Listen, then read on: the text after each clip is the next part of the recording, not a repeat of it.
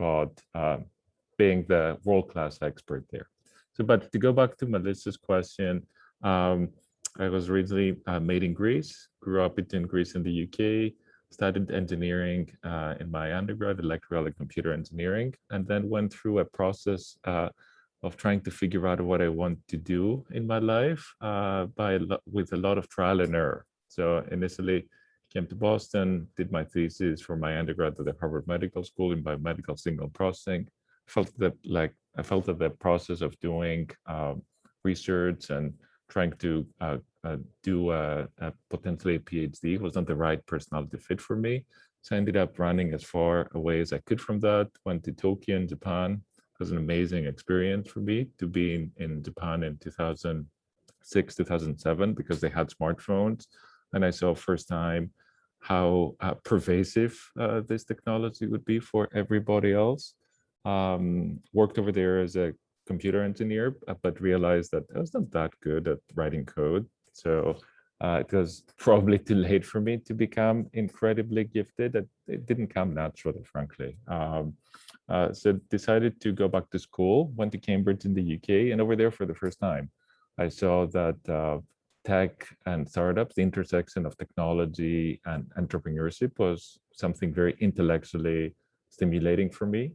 But at that time, you had to go to Silicon Valley if you want to be with the most ambitious founders, the most vibrant ecosystem, because this was where all the capital was, this was where all the customers were, this was where the best talent was. That's no longer the case, by the way. If you are a technology founder or somebody who wants to work in technology, you don't have to be in Silicon Valley. There are several other major hubs out there, and also that we've seen, especially over the last year, the rise of distributed teams.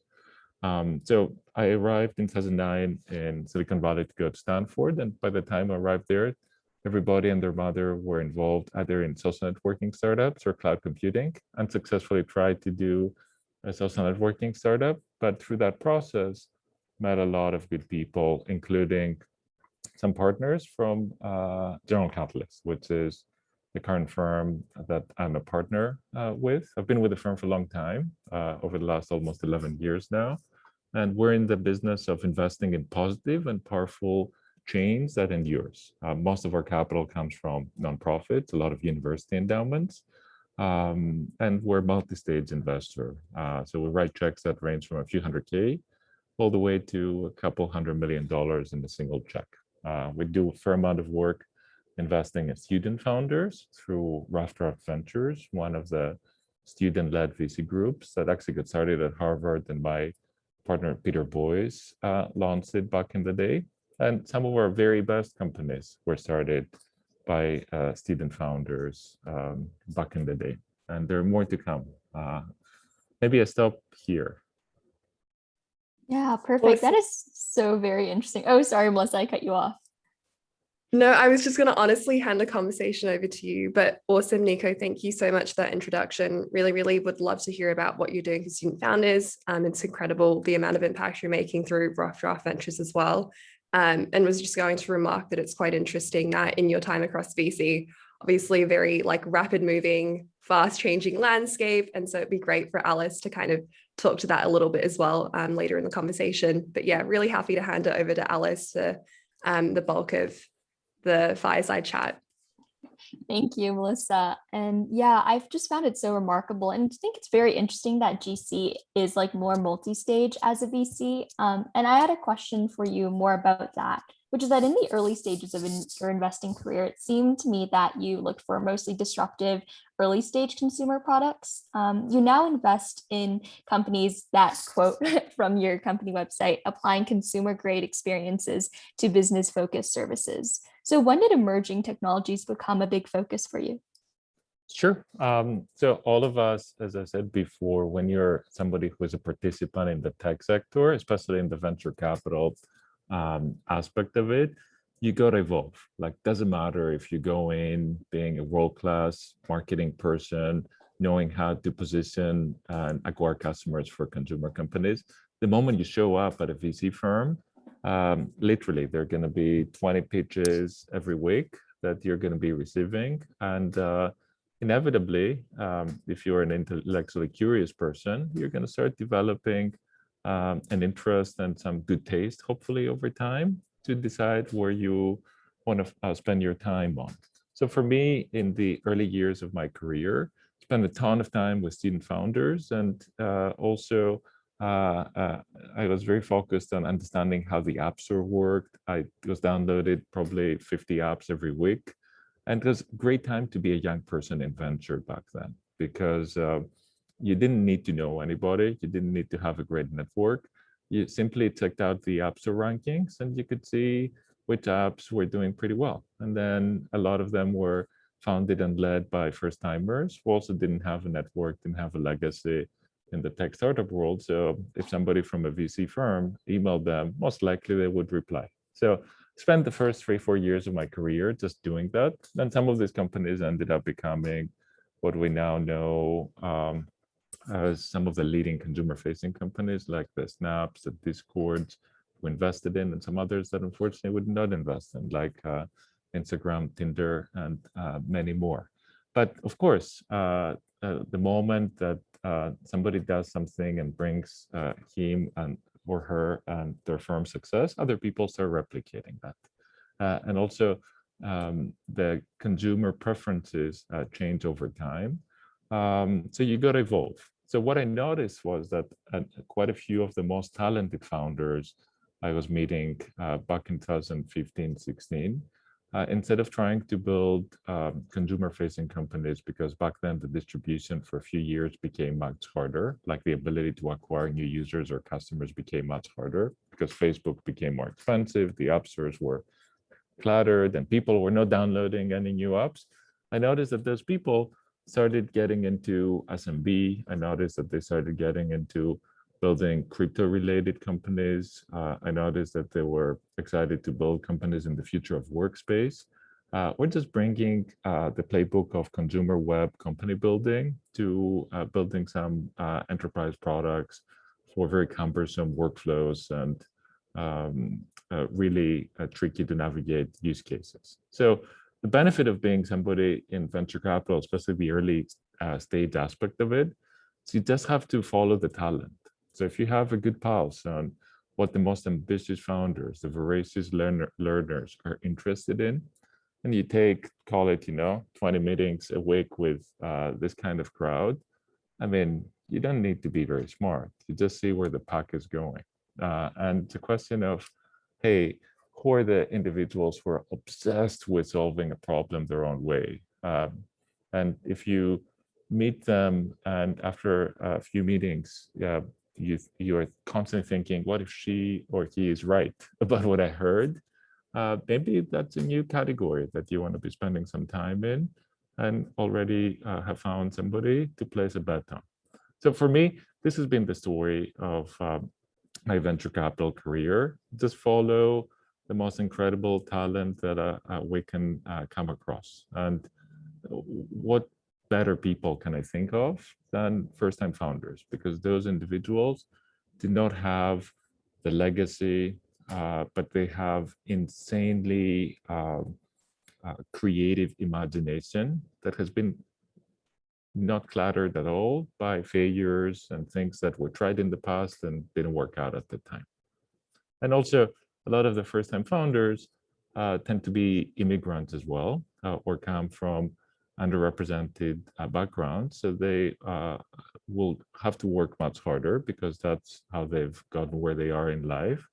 So if you combine the creative imagination with a lot of the grinding that is necessary part of succeeding as a founder, this is part of the core DNA that's required for somebody to figure out if something is working out and hopefully go the distance over time.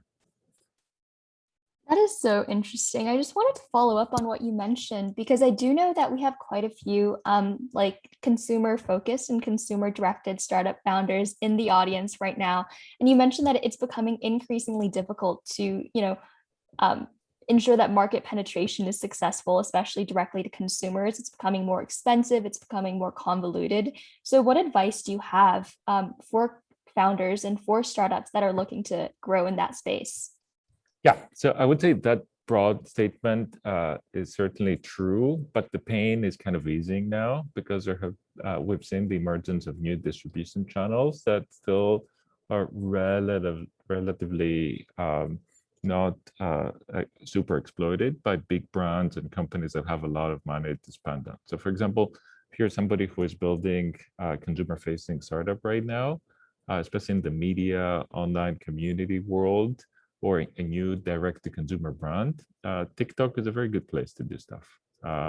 Most often, the bigger brands, they don't know how to do it. If you're over 35 years old, you don't know how to use it. Chances are you're not really using it daily. So use that as your advantage. Also, Discord is another one that now has a lot of scale. There have hundreds of millions of monthly active users. So any kind of platform that reaches some certain scale that has now become a platform is a good place for young fledgling startups and their founders to go and source new users.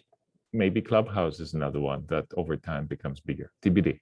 But so far, we've already started seeing some very savvy founders of young companies trying to make it rain for their companies there and promote, because it's one of these consumer-facing products that got to 10 million plus users really quickly over a few months. So I would say if you are an aspiring founder of consumer-facing startup, you gotta understand a little bit like distribution, and if it's not you, somebody on your team will have to constantly be obsessed with how do we build a distribution advantage.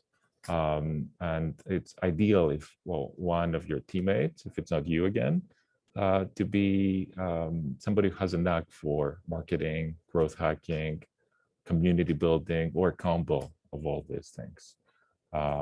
It's very, very helpful. The other thing that's going on right now that I'm encouraged by is that, every few years, there is always an opportunity for the next generation to choose what kind of products they really like and what they're obsessed with.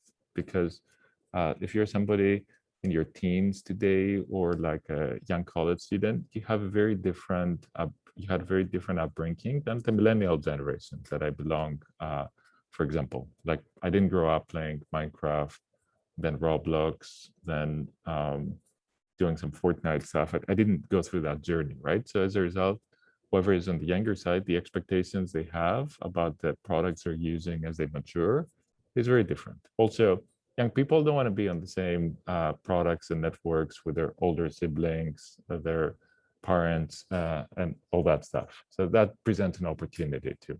So if you combine that with the constant gift that keeps giving, which is like tech producing new consumer devices, new form factors, it's a very dynamic space. So like we're not using much AirPods, for example, a few years ago, right? VR headsets were nowhere near where they are today. So if you project, some of the growth in these platforms over the next few years, it'll be very exciting. Thank you, Niko. I love what you had to say about like not being on the same socials and the same platforms as our parents or older generations. It's just a very relatable sentiment, and why TikTok, Clubhouse, and so many other social platforms are growing. And this kind of reminds me of your investments so far in a very extensive portfolio. So you've led investments in Pump Up, WAG, which I love a lot, Saturn, and Sleeper. All of these tend to be startups that aim to build or form some form of digital network or digital relationships. So how do you think our interactions and relationships have evolved with the rise of social media and connected platforms? I mean, it's evolved quite a bit. So all of us are now constantly connected with each other, but in many ways, we have never been further apart, because all of us can live in our own filter bubbles. We can believe in whatever lies we're reading. We can only dig deeper in existing topics that we're obsessed with. I think a few things to note. One, the rise of vertical communities. That's definitely something that's here to stay. A lot of us who were early investors in some of the now mainstream horizontal social networks didn't believe that this would be the case. But I mean, look at Discord. It started as a place for gamers to really hang out with their friends and chit chat over voice while they were playing League of Legends. And now, if you go to the website, discord.com, you can see that they don't even talk about themselves as a gamers only social network today. So that's pretty cool. Then we're also seeing the rise of um, communities that start with the utility first. So we're investors in Saturn and Sleeper. So Saturn is a social calendar app for high school kids, but it started with them being the best mobile app for high school students to consume their class schedule on their mobile device. And now it's a very astute and sexy social product where you can see what classes your friends are taking, chat with them, do so during the classroom, after the classroom. It's available in a few hundred schools in the US now, but this fall, we're very optimistic that something great will come out of there. And then Sleeper, same thing. Sleeper is a community for all the sports enthusiasts who want to get together and be in constant touch. But it started as the best mobile app for fantasy football. That it combined messaging with playing fantasy football with your best friends. And now it has evolved to be a full-scale social community for all sorts of sports enthusiasts. You may not even care about fantasy football, but you may care about fantasy League of Legends or fantasy basketball, and there's more to come. So I think because the competition is so high in all things consumer media, online communities, you gotta innovate, especially if you're a small company. It's now a given that the moment you prove something working, the bigger players are going to copy you. So like that's a given. So you got to push the envelope forward constantly and out innovate yourself and evolve. Because if you don't do it, you're going to be stale and you're not going to be able to really spend the goodwill you've accumulated with your early users and customers. Very interesting. And speaking of disruption and speaking of continuing to disrupt and innovate, which area of potential disruption are you most excited about in the consumer space and also in the business focused services space? Yeah, so I'm very excited about the future of workspace, to use VC buzzword. So any kind of company that's helping individuals, solopreneurs, SMBs have access to more opportunity, make more money, and live a more fulfilling life. I think especially right now that all of us are hopefully coming out of the COVID experience, that's a space that is very much poised for disruption. Tons of people are unemployed, sadly, underemployed, sadly, or they would need to do something differently. We all have learned to work in different ways, either fully remotely or in a hybrid manner. So all these changes in the background and the market tailwinds tell me that this is a space where with technology, we can really help improve the quality of life and the standard of living for a ton of people. So very eager for us to make a lot more investment in this space. And it could be very boring stuff like business in a box kind of solution for locksmiths, carpet cleaners, garage door technicians, people who historically have been overlooked by Silicon Valley type of companies. Could also be more sexy, forward-thinking stuff. Products and services empowering distributed companies and their fully distributed workers, right? Like that whole stack of what are the tools that these companies are using needs to be built. Like how do you pay them? How do you give them options? What kind of benefits those people may need? How do you run meetings in a fully remote company? All that stuff.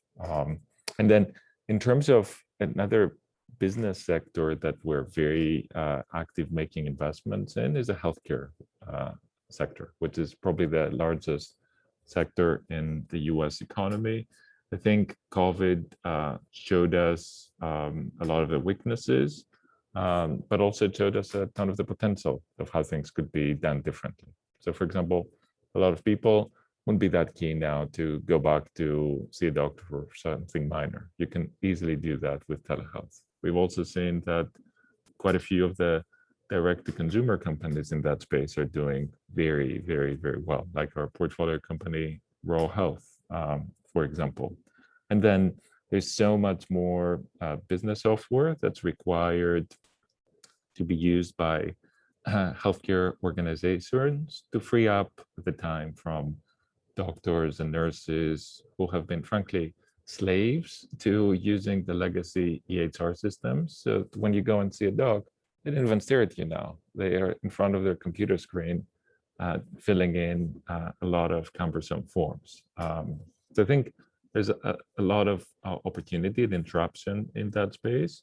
It's not the easiest space to go after, though, as a first timer. You need to have somebody on your team who knows who the decision makers are, where the budgets are, how do you tap into them. It's trickier to navigate the healthcare industry in the US as a complete outsider. Just as a quick reminder to founders, E2C team members, audience members, feel free to just drop a question in the chat, like Melissa mentioned, if you have any questions for Niko.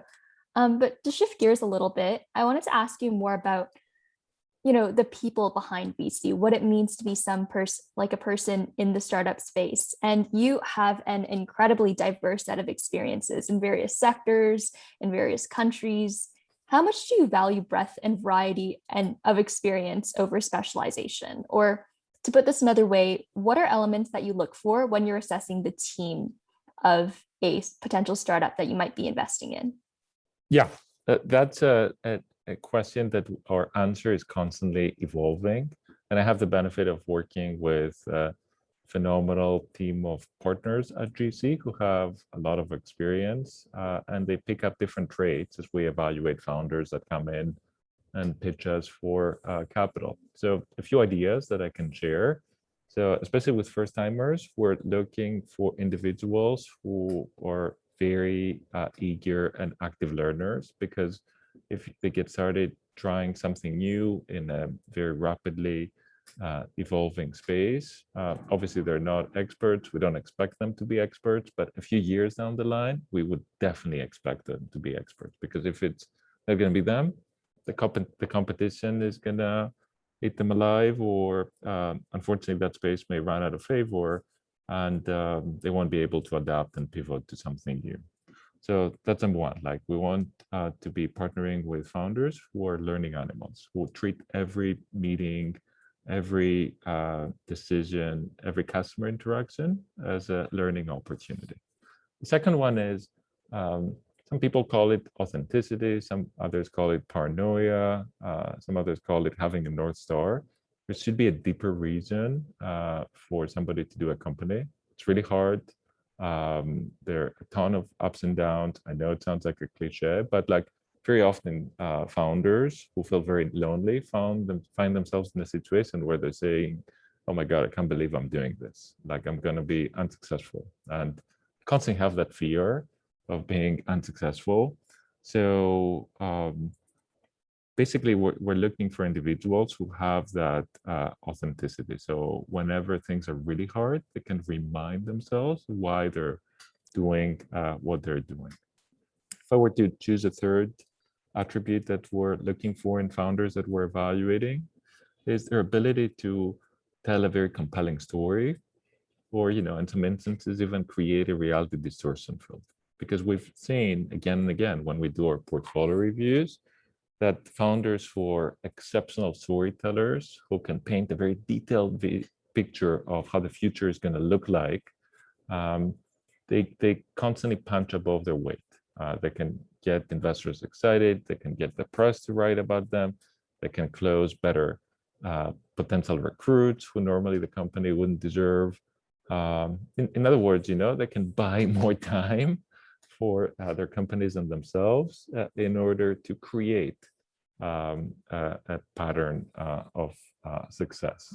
So that's something we're looking for, because in general in life, if you don't have a lot of evidence to back that something that you're saying is working, it better be an exceptional storyteller. And in the beginning, as a founder, you only have yourself, your ideas, maybe a few co-founders, that's about it. So you can learn over time how to be a really good storyteller. And it's a very, very, very important trait.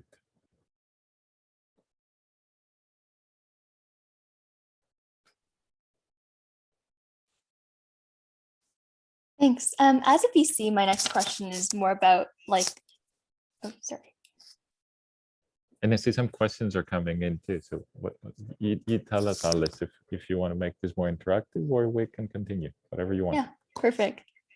So the last question is, and there's a bit of a strange echo because I'm calling in on my phone as well, is as a VC, you've been vocal and active about why opportunity should be highly accessible. So what can the VC and entrepreneurship system do to promote talented founders who might otherwise fly under the radar?